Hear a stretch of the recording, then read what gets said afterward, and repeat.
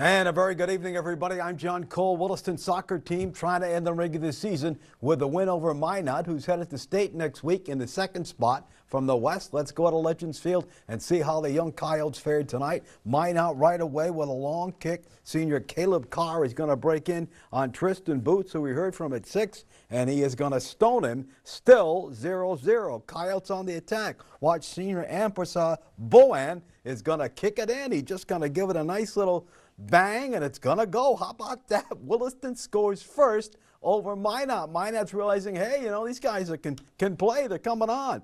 Minot inbounds pass, and it's picked off by the junior Boots. They've played so many tight games. Another one in the finale, a 2-2 tie. How about that? Minot and Williston, 2-2 tie. Now, the Coyotes made it to state for the first time in the program's young history last year. This year, with a young club, they struggled, but they did turn things around.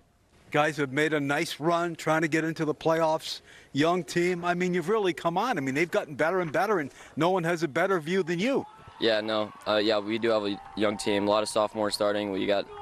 But I mean, that's just better for us. We're doing this well with this younger players. We did not start off hot. We picked it up second half of the season. It's just not even, we didn't get a player. We didn't do this. We didn't do that. We didn't change anything up. We just mentally we figured it out and we changed it around. And at the end of the day, that's all it takes. And this off season is going to be good.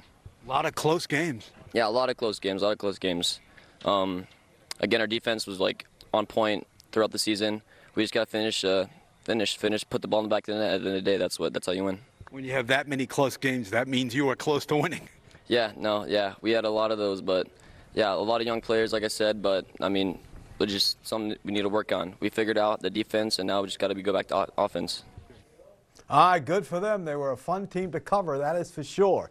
Volleyball on this Thursday night. Mandan gets Williston 3-0, and Shiloh Christian comes to Watford City and beats the Wolves 3-1.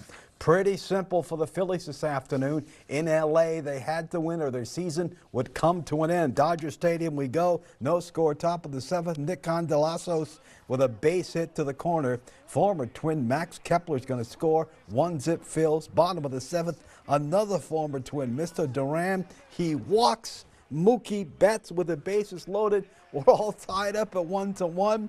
In the 11th, bases loaded, Andy Passes, grounder back to Orion Kittlinger.